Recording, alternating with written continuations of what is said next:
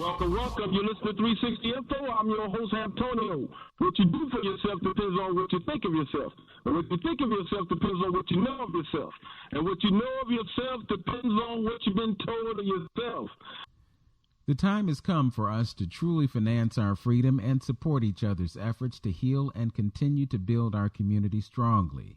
For 15 years following Lynn Hampton's lead, we have freely given of our time and effort to bring you quality programming every week. We know that our listenership is vast in Cleveland and on the internet. Now we must expand our reach and crystallize our focus. It's a smart choice to advertise your organization and business on 360 Information Network Radio. Grow with us. Support our weekly advertisers. Support their businesses because they are quality and they make our efforts possible. The weekly 360 Info Network shout-outs are the New East Side Market, a grocery and wellness community in the heart of the community at 10505 St. Clair Avenue in Cleveland at East 105th and St. Clair. Jacuya Resto Bar, superb east side of Cleveland, West African cuisine. It's excellent in terms of call-in and pick-up carry-out service, and you can find them at 4620 Richmond Road in Warrensville Heights, near Richmond and Emory Road. Annie P's Black Wall Street Cafe, Southern Style Cafe, excellent call-in and carry-out pickup service. They're at 3216 East 93rd Street, near East 93rd and Kinsman. And finally, Cleveland's own African American Museum at 1765 Crawford Road in the Huff neighborhood. Yeah, and you know what, Vince, I want to add to that for our listeners out there that's kindly sent in a few donations. Sister Brenda from, she's friendly with the one of the local organizations here. Sister Brenda has always been supporting what we do here, so we definitely like to send a shout out to Sister Brenda for supporting the show today as well. Okay. All right. So we have something very special planned for this world. So I'm going to invite our engineer Tristan Sanchez to initiate that recording. Message to a murderer. I refuse to accept second-class status. My airways are clear. My lungs are fantastic.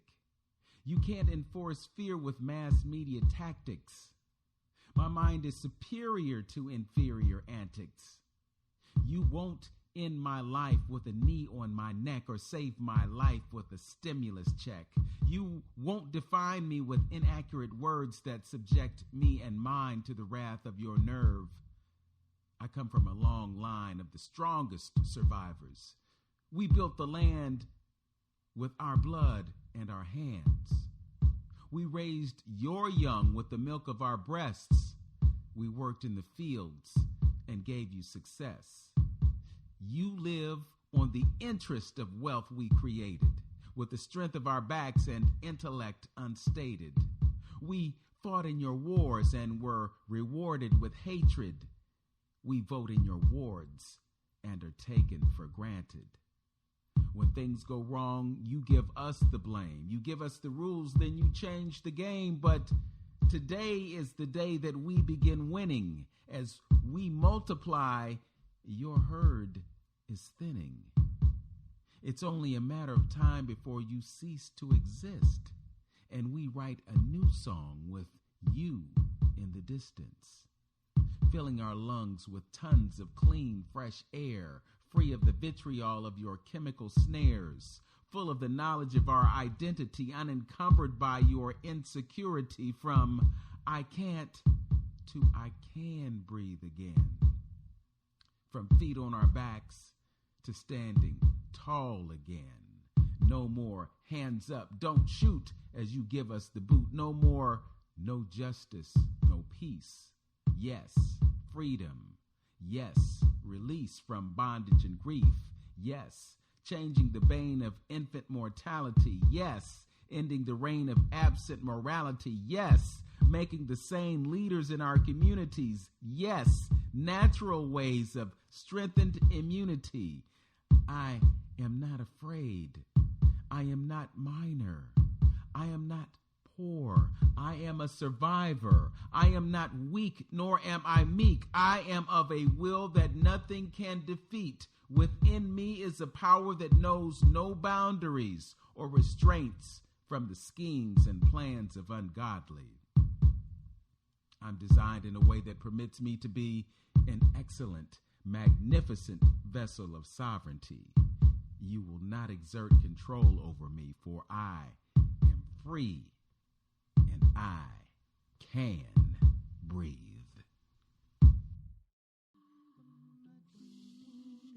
Those who have died have never, never left. The dead are not under the earth. They are in the rustling trees, they are in the groaning woods, they are in the crying grass, and they are in the moaning rocks. The dead are not under the earth. So I listen no more often to things than to beings. Listen no more often to things than to beings. 'Tis the ancestors' breath when the fire's voice is heard. 'Tis the ancestors' breath in the voice of the waters.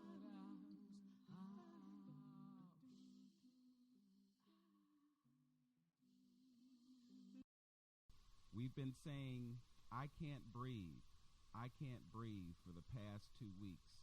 And breath is the most important thing to our existence because without breath, we don't live. So again, my thought process was, let's talk about breath and let's bring in someone who's very qualified to talk about breath. So we want to talk about breath against the context of the social consciousness explosion that has occurred around the planet within the past week or so. We'd like to welcome to the airwaves our good friend, a holistic and allopathic practitioner, a retired practitioner. His name is Dr. James Brown, and it's our distinct honor and pleasure to have him on 360 Info Network. Welcome to the show, Dr. Brown. Good morning. I'm having trouble hearing you. I was on and I was on hold. Okay. Can you hear us now? Yeah, that's how the system works. So, yeah, you're a little low, Vince, but how you doing, Dr. Brown? I'm good, Len. I hear you fine. Thank you very much. Yeah, good. I guess Vince wanted to speak on the importance of breath and how it relates to our existence and taking one's breath from a person. So, what do you think about that? I want to give kudos to that piece that he just wrote and spoke on. That is a very, very powerful piece with a lot of important aspects in it. But the primacy of breath is such that, we can go without food for anywhere from 3 weeks to 8 weeks, depending upon how much fat stores that one has, how many protein stores that one has. You can go without sleep, without dying, for 11 days. You can go without water, without dying, for 3 to 4 days. But you can only go without air for 6 to 7 minutes before the brain dies. So of all the things that we require in order to live, the most important thing that we have going for us is our ability to breathe. And if you think about it, when a baby is still in its mother's womb, it has a heartbeat. Heart is working. Other organ systems are kind of online a bit. Mother does the breathing for the child. When the baby is delivered from the birth canal and the umbilical cord is cut, the first act that the physician or the midwife does is to get that child to breathe. Its first act of independence on this plane is to take a breath. But at the same time that it is exerting its first step of independence, that air that it's breathing is the same air that every human being on this planet breathes, that every animal on this planet breathes, that every plant on this animal breathes. It is what links us to all the life on this planet. It's our first act. It is our first act of independence. It is our first act of integrating into the whole matrix of life. And when we die, nobody ever dies taking a breath in. They die as the breath leaves their body. So when you come into the world, your first act is to breathe in. When you leave it, your last act is to breathe out. It is the root that links us to life itself on this planet. And if you even examine the lung, if you took away all the soft tissue and you just left with what is actually called the bronchial tree, from the nose down the back of your throat to the upper part of your chest is just one long tube. It's called the trachea. Looks just like a tree trunk. In the middle of your chest, it forks to the left and the right, like an upside-down Y. From those two main stem bronchi, you get all these other fine little branches. So it looks just like an upside-down tree. Just like a tree has its roots in the ground, this bronchial tree has its roots in the atmosphere and the environment that we inhale. It is what connects us to life on this planet. Okay. Yeah.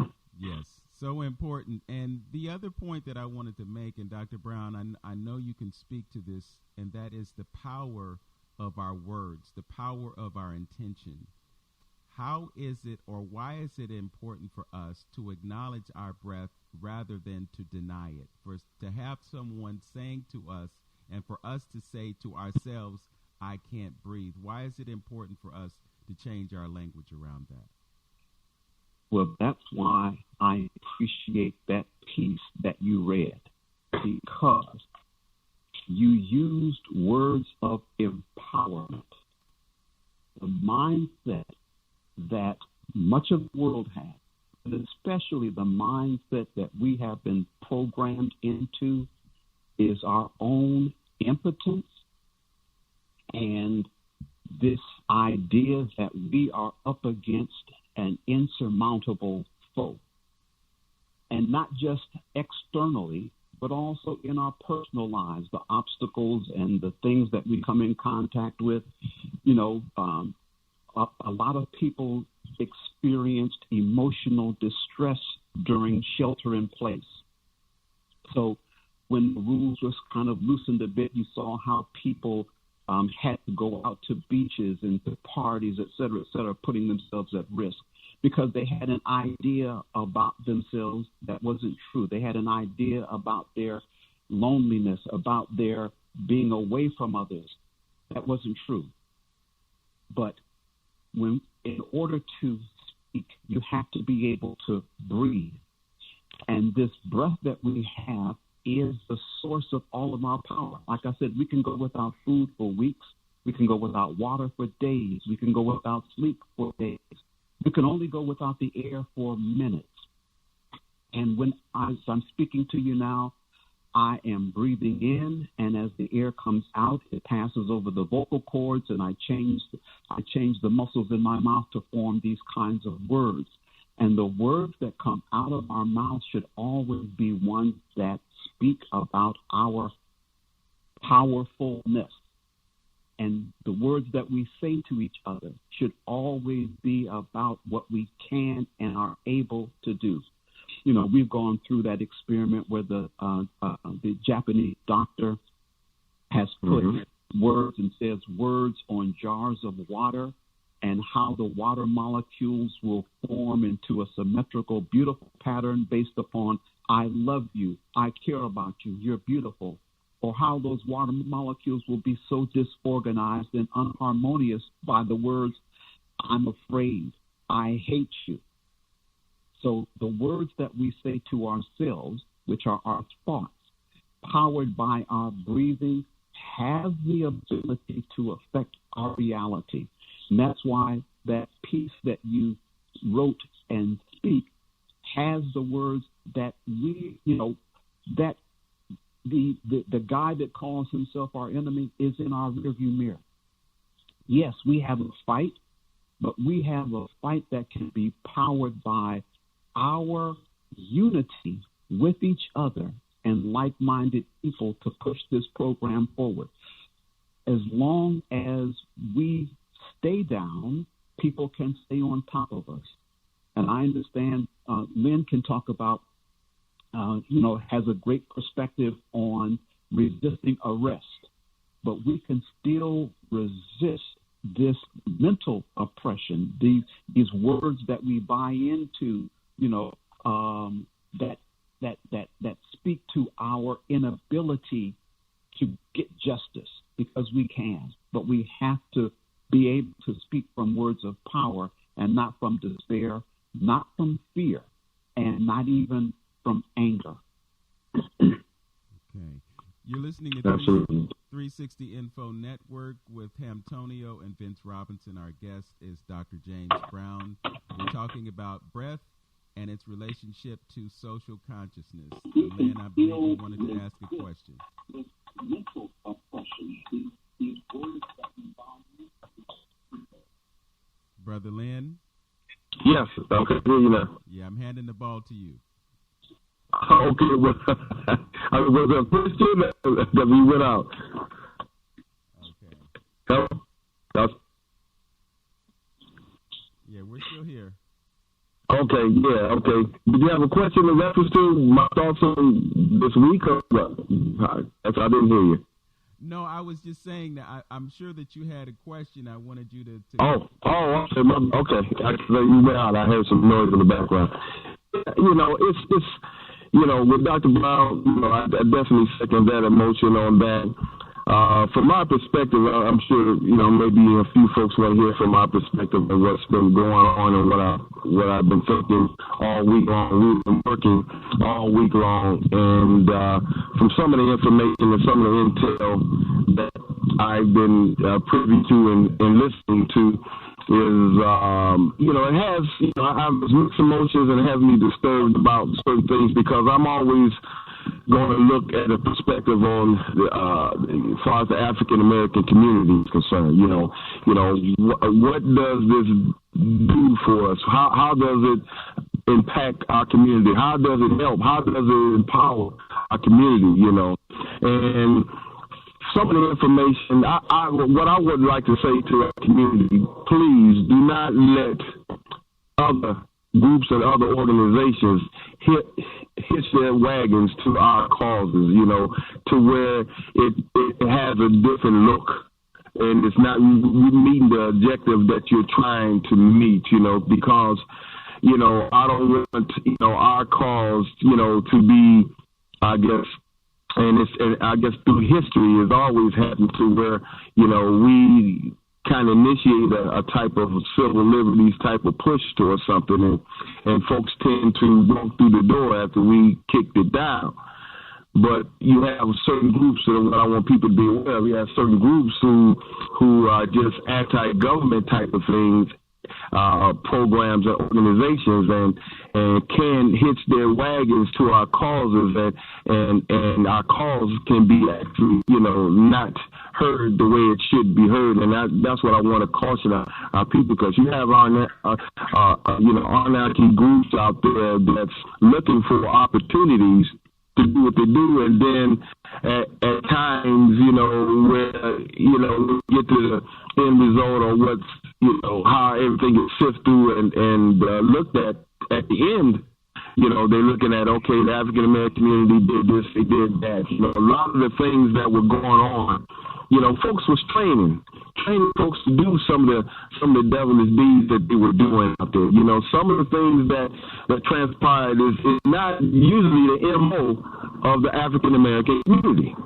Some of the things, far as the spray painting, far as the throwing the defecating stuff and throwing it at officers. And that's not the African community style of doing things. You see, those things were taught. I heard there was even flyers out there. Hey,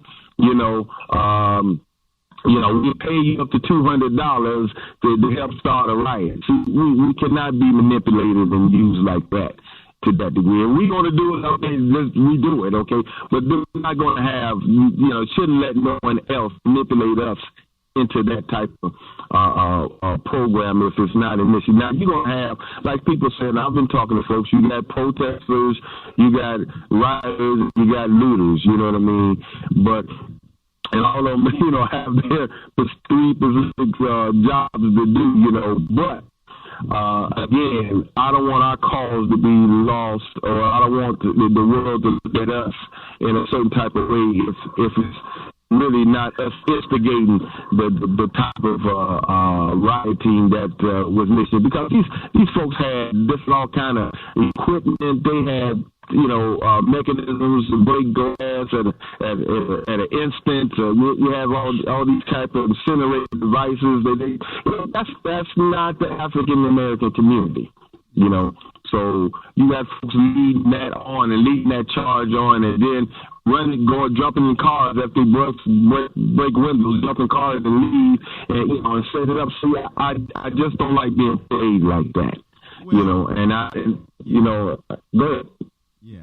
I just wanted to say that, what you just shared with us is the evidence of an intentional, deliberate strategy to sabotage a protest movement. I mean, you were there, I was there. I was in the middle of it. And what I experienced as I was there standing in front of the doors of the Justice Center was watching people who were instigating acts of violence. I saw people throwing things.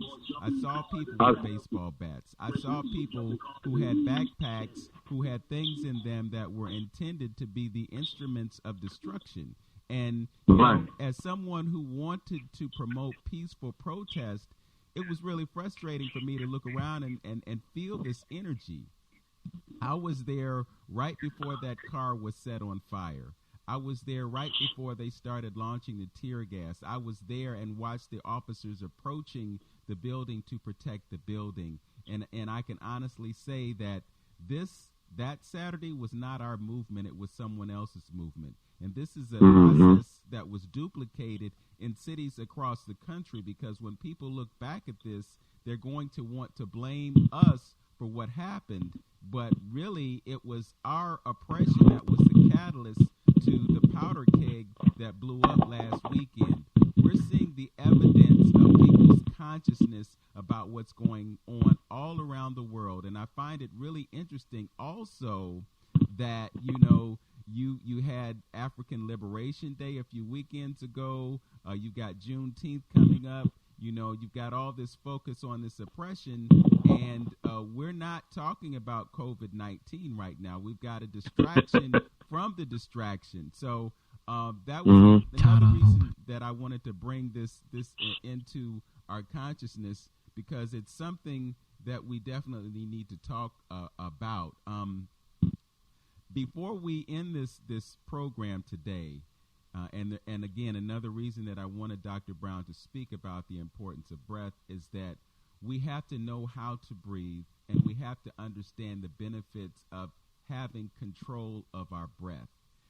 Dr. Brown has taught us how to go into meditation, how to go into trance, how to slow our breathing down and get a direct benefit from that. So we can talk about, what's happening around the world as people continue to be assaulted and killed by police officers. But we have to do what we have to do and what we can do to strengthen ourselves, to empower ourselves by having control of the very thing that keeps us alive.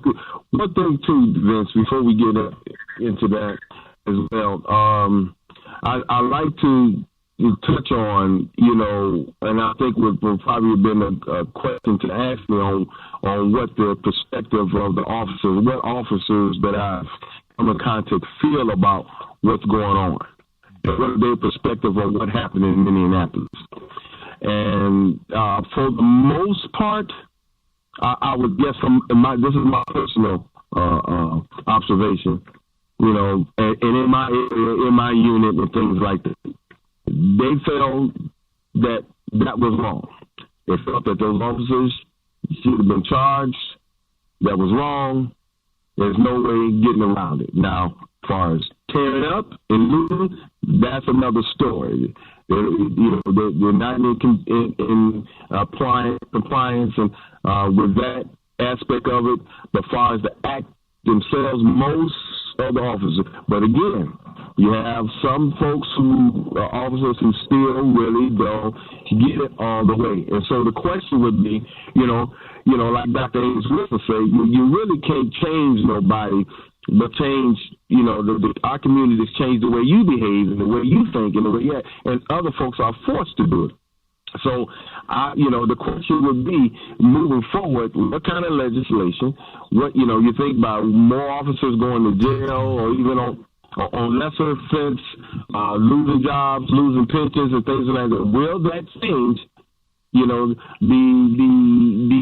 attitudes and the situations out here in our community? Will it change that? And, how far? And then what I want to put out here, too, as a discussion we had this morning is, does rioting actually move the needle? Is it impactful or not? Through history, not through peaceful protests, were we able to be more impactful through peaceful protests, or has rioting or has rioting in the past solved any of our problems? Accomplish any milestones as far as rioting is concerned? That's the question. Right. Well, we had a combination of three things, as you pointed out. There was protesting, there was rioting, and there was looting. At this point, I think it's, and this could be going way in another direction, but I think really now it's more important for our Caucasian brothers and sisters to be doing the protesting than it is for us. We've been protesting, for years and years and years, and we still experience the highest rate of infant mortality in the country right now. We still experience one of the highest rates of mothers dying as they're giving birth to their children. We're seeing all these ills that are the result of institutional and systemic racism that we've been crying about. Right now it's important for us to mobilize. I saw a video of a sister who was confronting some European sisters who were dressed all in black and had cans of black spray paint spraying BLM on buildings, Black Lives Matter. And the sister was saying to the European sister, we didn't ask you to do that. But when people see that picture or when they see that video on television, they're going to say that we were responsible for damage that we didn't cause. So, it was actually a perfect strategy to bring these outside groups in and to blend in with those who were there and to instigate the things that they did, just like they did back in the 60s when they infiltrated the Black Panther Party. They did the very same thing in 2020. It's like COINTELPRO 2020. But the difference between then and now is that now we have social media and we have people who are pulling the covers off and exposing the truth, and people are coming into an awareness of what's really going on versus the narrative that we're being given from the mainstream media. I'm actually interested, Hamtonio, in your perspective as being one of those officers who was on the ground, because as I'm seeing the bottles fly, I'm thinking to myself, if that's my brother standing on the front line, he should be able to defend himself, against people who are being ignorant in the moment, and yes, some of that frustration is rightful indignation, and people get to a point where they can't take anymore and they lash out. But, we got to stop talking about what we want, and we got to start doing the things that will contribute to how we should be. But I don't want to exclude Dr. Brown from this conversation because he is our special guest. So what I'd like to get from him is his perspective on the movement overall. You know, I'm sure that he's aware of the planetary influences and the fact that we're entering into the age of Aquarius. And yes, there will be some discomfort that goes as we make this transition from one age to another. Dr. Brown, how are you feeling about the state of the world today, and where do you see things headed in light of your awareness of this cosmic energy? Well, one of the things, Vince, in terms of the planetary influence, the moon is in the house of Mars, and also Mars is in retrograde. Now, Mars is the Roman god of war, but in cosmology,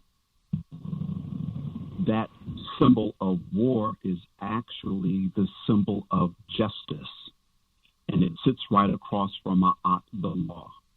If there's a law, there has to be something that enforces the law. So Mars in retrograde, the moon in the house of Mars, talks about demand for justice. This energy for justice is out there. The question is, what does justice look like?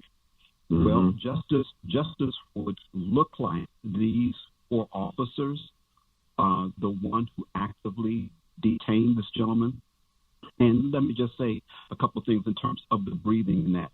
They had him on his belly, down on hard pavement. They were on his legs and his arms. So we're taking in a breath. The thorax, or the upper chest, has to expand, and your belly has to go in and out. If he's laying on hard pavement, that automatically, and people are on top of him, that automatically hinders his ability to breathe. Then putting the knee on the neck can do one of 2 things, or sometimes both. You're compressing the trachea, which means air can't get into the rest of the lungs, but you're also closing off carotid artery, meaning that oxygenated blood can't go to the brain. So they talked about how he lost his bodily functions.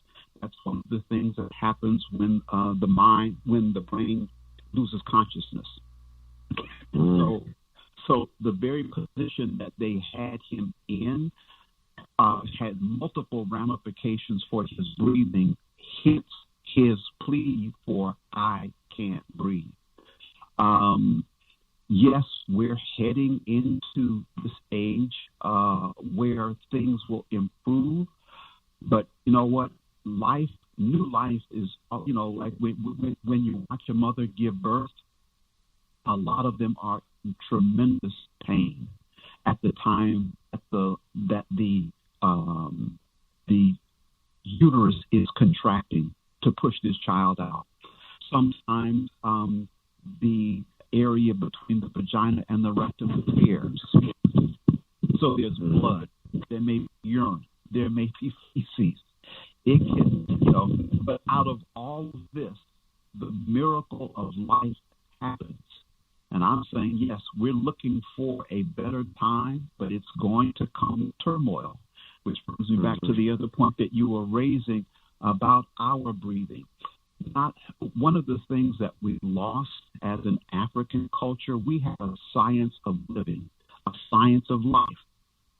Part of that was related to learning how to breathe, to control our brains, to control our physiology, and to control our emotions and thoughts. And so if you study yoga, there's multiple types of breathing patterns depending upon which faculty or chakra that you want to energize. There's fire breathing, there's alternate nostril breathing, there's zazen breathing. When you get into the yoga postures, there's certain kinds of breath to take to energize a certain aspect of your being. We have been taken, our culture has been destroyed so that we think like the Western mind. We think that all we have available are our education, our bank books, our physical strength, our intellectual capabilities, when there are so many dormant faculties within us that need to be energized by a healthful lifestyle and our ability to learn how to breathe from the abdomen, through the nostrils, sitting quietly, learning how to hold your breath, learning how to breathe in one nostril and switching from side to side to energize the right cerebral hemisphere, the left cerebral hemisphere, to analyze, to holistic thinking. We have lost that as an African culture.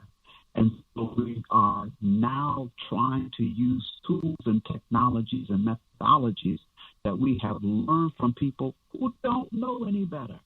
They have no civilization. The very word taught to us by John Henrik Clarke, the root is civil.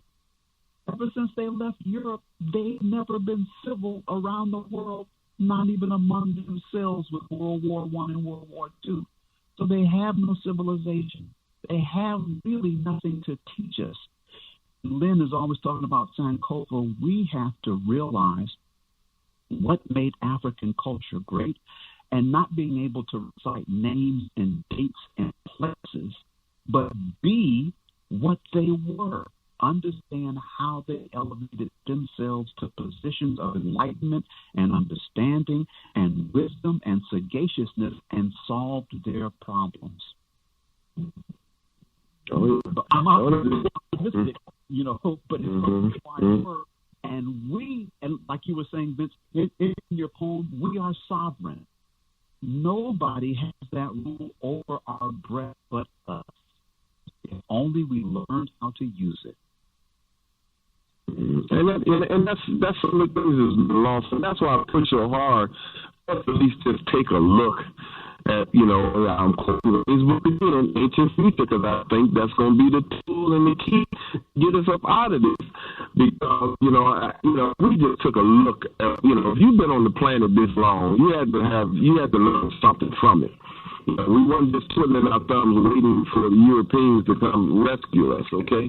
So they knew there's, the purpose of a man, woman, child in the community and to live in relationship to the cosmos, the universe, the animal kingdom, the plant kingdom. All those things are there and intertwined into the culture, man. And the propaganda got us so separated and disconnected from who we are and that's the only way you can be held in this position where we are right now, because we are separated from who we are, man, and that's what's giving them power. So that's why I work so hard to make us love ourselves and our culture again, because they got you so disconnected and not wanting to be connected to the continent at all, and all those jewels was over there just waiting for you to take, and we won't leave them that way. And that's the hurtful thing that that's why I worked so hard. That's why I kept the show as long as I could, doing what I was doing and trying to bring that information and bring the speakers to town, because that's the way I see it. And I think that's going to be the thing that leads us out of this where we're at. Okay. It's 11:44 right here on AM 1490 WERE, and you're listening to 360 Info Network with your host, Sam Tonio, and yours truly, Vince Robinson. And quickly, I just want to give out a couple of quick shout-outs to some sponsors who are going to be coming on board to support this radio station. The new East Side Market, a grocery wellness community in the heart of the community at 10505 St. Clair Avenue, at the 105 in St. Clair. So it's right here in the heart of Cleveland's Glenville community. The Chicuya Resto Bar, a superb East Side Cleveland West African restaurant at 4620 Richmond Road in Warrensville Heights, near Emory Road. Annie P's Black Wall Street Cafe. It's a Southern style restaurant. They have carry-out service, and they're at 3216 East 93rd Street at Kinsman. And then don't forget to support Cleveland's own African American Museum on Crawford Road in the heart of the Huff neighborhood. Our guest on 360 Info Network this morning is Dr. James Brown, and we've been talking about the importance of breath. Earlier in the show, I talked about the importance of knowing how to correctly breathe, and I know after having taken the classes and doing my own homework on the subject, many of us breathe from our chests and we don't engage our diaphragm in our breathing. Dr. Brown, could you talk specifically about what we should do to create the correct form of breathing as we navigate? Absolutely. Like you referenced, the diaphragm. The diaphragm is a large, flat muscle that divides the chest from the abdomen. When you take an in-breath, that large muscle pulls down into the abdomen, thereby lengthening and elongating the lungs. As they elongate, air comes into the bronchial tree and is diffused into the bloodstream. When you exhale, that diaphragm pushes up, collapsing the lung and forcing out carbon dioxide. The proper way to manipulate the diaphragm going up and down is by using your abdominal muscles. So as you take a breath in, the abdomen should go out. As you exhale, the abdomen goes in. Several things happen when you breathe that way. Number one, you increase the amount of oxygen coming into your lungs, as opposed to if you just breathe in by lifting your chest muscles. So you increase the amount of oxygen, which means then that you have more oxygen going into the bloodstream, energizing the blood and the brain. When you breathe from the abdomen, the diaphragm going up and down also serves as a massage to the intestinal tract, the stomach, the small intestine, and the colon. So that in and of itself helps for better digestion and elimination of feces. The other thing is when you breathe from the abdomen, as you move the abdomen in and out, you're stimulating a group of nerve cells called the celiac plexus. It's a large number of nerve cells that sit right behind the stomach, and that collects into a nerve called the phrenic nerve, which is what helps the diaphragm to move, but also that's connected to the vagus nerve. The vagus nerve goes all the way up the spinal cord into the back of the brain, into a part of the brain called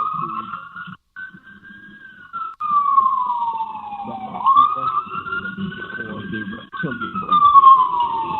The reptilian brain, of course, has control over the brain wave pattern. So as you breathe from the abdomen in and out, depending upon how fast or how slow you breathe, how long you hold your breath in between each in-breath and out-breath, causes the brain wave pattern to change. As the brain wave pattern speeds up or slows down, it can either heighten your receptivity or it can lower your receptivity to your thoughts, to your images, to the outside world. So you can either be very stimulated and perspective and externalized in your consciousness by breathing a certain way, or you can cool down your whole metabolism, slow down the brainwave pattern, and then introduce into your mind new ideas and new concepts about behavior, about change, about things you want to accomplish. So this whole breathing as the key to life is not a misnomer. It is, truly, it is the breath of life. From the old Hebrew text, when God created this person, what they did in order to engage it into the 3D world, breathe the breath of life into the nostrils. Our breathing in and out through our nostrils in a regulated pattern changes the brain wave pattern and can change our whole perspective on life itself. Yes. And it's also important to understand that the breath plays a huge role in our immune system. The strengthening of our immune system is so prominently enhanced by the proper breathing technique. So if you don't come away with anything after listening to this show, you will know how important it is for you to breathe, but not only that, how important it is for you to breathe correctly. You're listening to 360 Info Network on AM 1490 WERE and streaming live on newstalkcleveland.com. We're also on Facebook, and I'd just like to say hello to a number of people who are watching us on Facebook, and they include Sadiqa Hennigan, Simi Davis, Ismail Douglas, Mutawaf Shahid, Ma Mekanu Younger, Kim Young, Aki Sura Knighton, and Sherry Wilkins who are presently viewing us on Facebook Live at the moment. Lynn? Yeah, you know what, and that's how, you know, I think we miss it about. Doctor, you spoke earlier about, you know, folks not being able or even competent enough to tell us, you know, some of the things we need to know to, as far as very life and living is concerned. I mean, just a little tidbit here. When you speak on oxygen, and it's said that the trees has a very close relationship in dealing with oxygen. And that's why and how our ancestors, you know, understood that relationship with us in the animal kingdom and plant kingdom like that. And the system here seems they had a total disregard for the trees, just the simple trees, you know, and knowing that the oxygen that it gives off and the carbon dioxide that it takes, that lets you know right there in itself that there's a serious relationship. There's a relationship that is a sacred relationship between those two, and you need to really be paying attention to that, you know. But that's just, again, to show how disconnected this system is, and we need to get back to our home. Yes. That's a very important point, because as humans and animals, we actually breathe in oxygen and we breathe out carbon dioxide.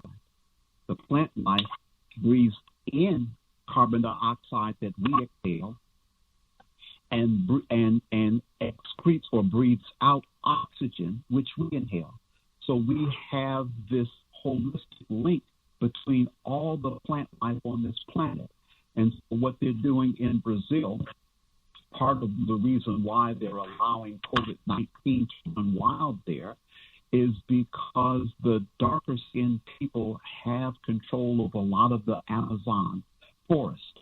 But they want to use the Amazon forest for timber or for cow pastures. So they're cutting down the trees in the Amazon. And the Amazon is actually the lungs of the world. That Amazon forest has more trees per square inch than any place on the planet. It is where the planet breathes.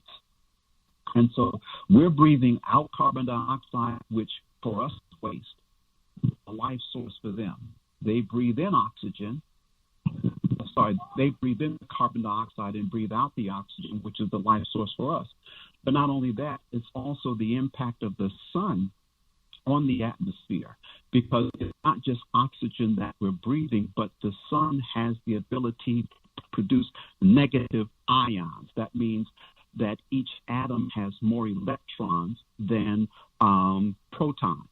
So it has a negative charge. That has a certain kind of effect on our body, and it increases as the day goes on.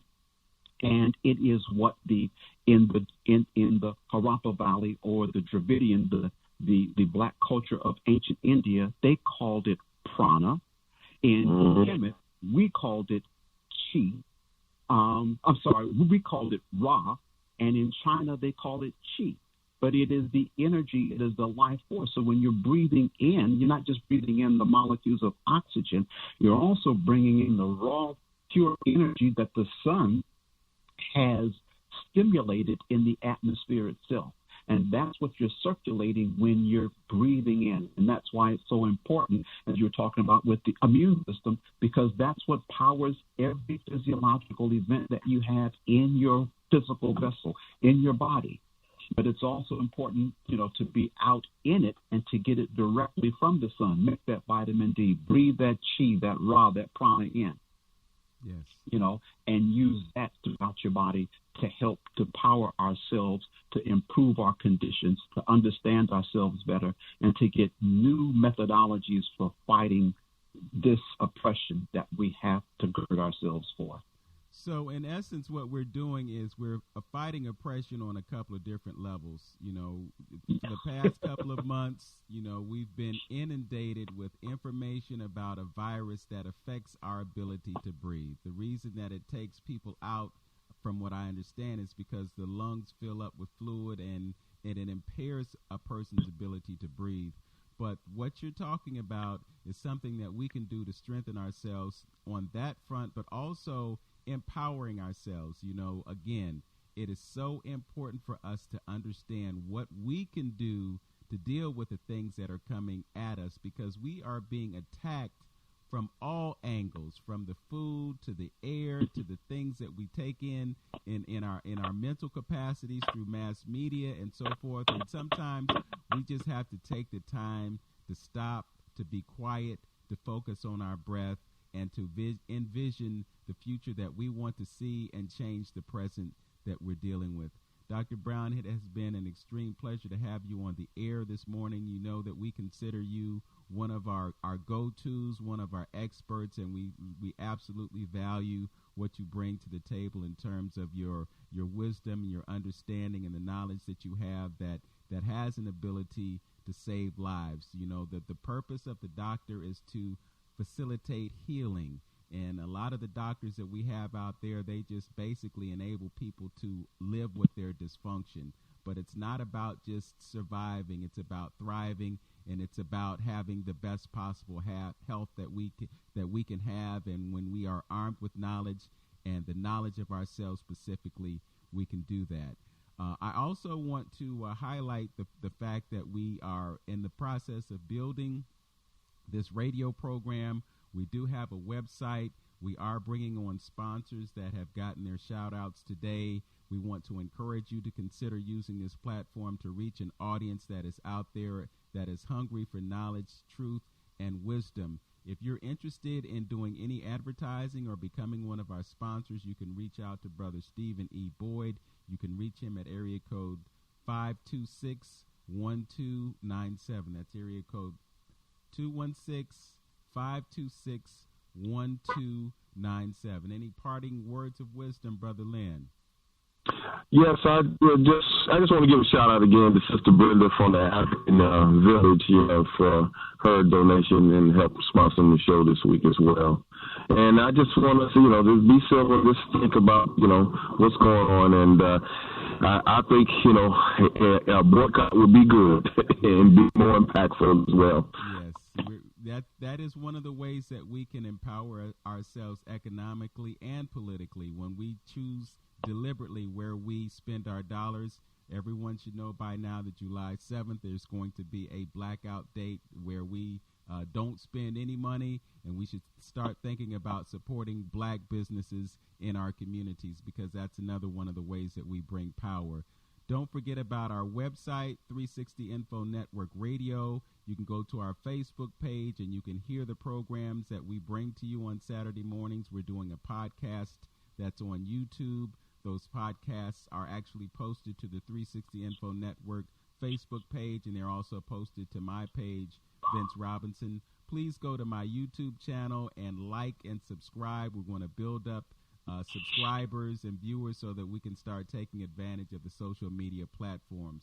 We'd like to thank our engineer, Tristan Sanchez, for doing the fine job that he does for us each and every week. And we'd like to thank you for listening to 360 Info Network right here on AM 1490 WERE. With that, we will say, know yourself, love yourself, be yourself, make it a great day, Cleveland. Peace.